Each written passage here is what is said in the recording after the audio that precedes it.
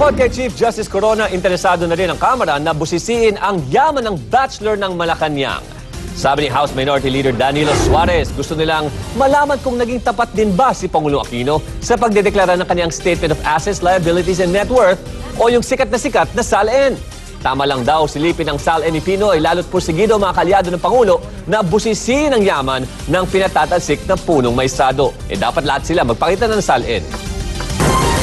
Sa dami ng mga nakapilang testigo at sangkaterbang dokumento ng prosekusyon, hindi raw malayong abutin pa ng siyam-siyam bago matapos ang hearing sa pinatatalsik na punong maestrado. Nagbabalik po si Ina Zara.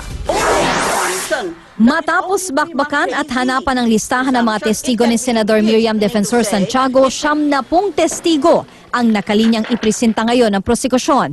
Kasama na sina DOJ Secretary Leila De Lima, Supreme Court Administrator Midas Marquez, Attorney Harry Roque, Ginoong Lauro Vizconde at halos lahat ng Supreme Court Justice. Plano ding isali ang mga naging doktor ni dating Pangulong Arroyo. Pati ilang taga-media nasama din sa listahan. If we can present at least 5 or 6 or even 7 witnesses each day, sa tingin namin hindi dapat ganun katagal. Kahit pa inaakusahang nag-aabogado sa prosekusyon, hindi raw pwedeng tanggalin sa hilera ng mga Senator Judge si Senador Franklin Drilon. I will not even present that to the members of the court. Pero buwelta ng depensa. Titingnan namin ang mga susunod na hakbang kung kakailanganin pa po o pwede na rin naman po na wala na kaming gawin. Sa kabila naman ng sentimiento na kinakatigan sila ng ilang senador, hindi naman may pagkakailan na may mga pagkakataon na nahihirapan pa rin ang prosekusyon. Pero wala raw silang planong balasahin ang kanilang grupo. Dun sa halos 200 na pumirma sa impeachment complaint, kami ay satisfied dun sa performance. Samantala, bukod sa 70 testigo, nasa 200 dokumento pa ang gustong ipresenta ng prosekusyon sa pagpapatuloy ng impeachment trial sa Lunes. Ina Zara, News 5.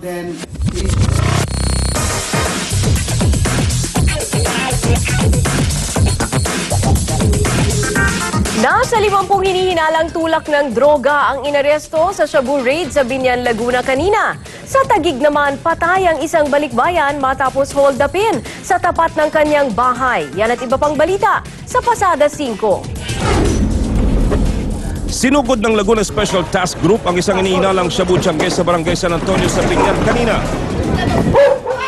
Isa-isang pinasok ang mga bahay at pinalabas sa mga tao. Maya-maya pa, nakuha na ang pake-pakete ng shabu, lighter at foil. May nakumpiska ring baril na di lisensyado. Mahigit 50 ang dinala sa Camp Vicente Lim para ipa-drug test at imbestigahan. Bukod sa shabu, may 20 slot machines din na nasamsam ang mga pulis na agad din nilang winasak. Binaril sa sentido ang balikbayang si Jerry Pano sa labas ng bahay niya sa Lower Bikutan, Taguig kaninang umaga. Kwento ng testigo, 2 lalaki ang tumambay sa kalapit na tindahan habang inaabangan si Pano. Paglabas, dito na tinambangan ng mga sospek ang biktima. Hinabol ng mga pulis ang 2 sospek at doon pareho itong napatay. Hinihinalang hold up ang motibo sa krimen. Nasa burn unit pa rin ng QMMC si PO2 Arnold Mayo, ang isa sa mga pulis na nagdala ng bombang sumabog sa Taguig, Kamakalawa. Bagamat nagsisisi sa kinahantungan ng tangkang pag-defuse ng bomba, pinauubayan na raw niya sa mga kapwa-pulis ang investigasyon.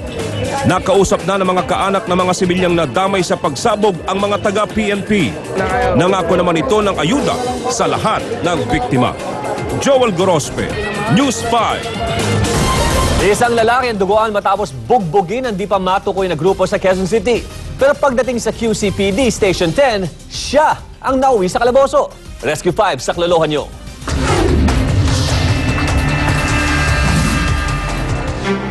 Halos tuyo na ang dugo sa kaliwang mata ni Nonoy, hindi niya tunay na pangalan. Nang madatna ng Rescue 5 sa Station 10 sa Kamuning sa QC, sumbong niya sa amin, binugbog siya sa East Avenue nang hindi pa niya nakikilalang mga lalaki. Pero inamin din niya na siya ang nagsimula ng gulo. Nakita nga natin yung sugat mo sa pilay, no? Mukhang kailangan ng tahiin.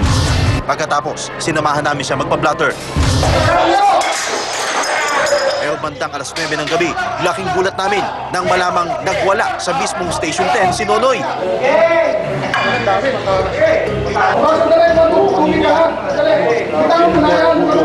Tila wala sa kanyang sarili. ng bato ng mga binasag na inidoro. Yung si Nonoy. Naalala mo ako? Ha? Ano ba problema?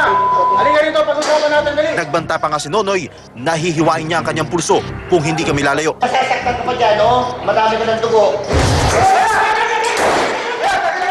Dahil dito, pwersahan na siyang pinasok ng mga pulis sa banyo. Matapos muling gamutin, binigyan din ng pagkain si Nonoy. Ang kaninang nangrereklamong si Nonoy ang siya na ngayong nahaharap sa kaso. Alarm and scandal at damage to property ang isinampa sa kanyang asunto. Benji Durango, Rescue 5. Laging tandaan sa anumang insidente, tumawag agad sa Rescue 5 hotline sa numerong 922-5155. Dalang Rescue 5 mula aksidente sa kalsada hanggang sa bahay mo. Aaksyonan! Ora mismo.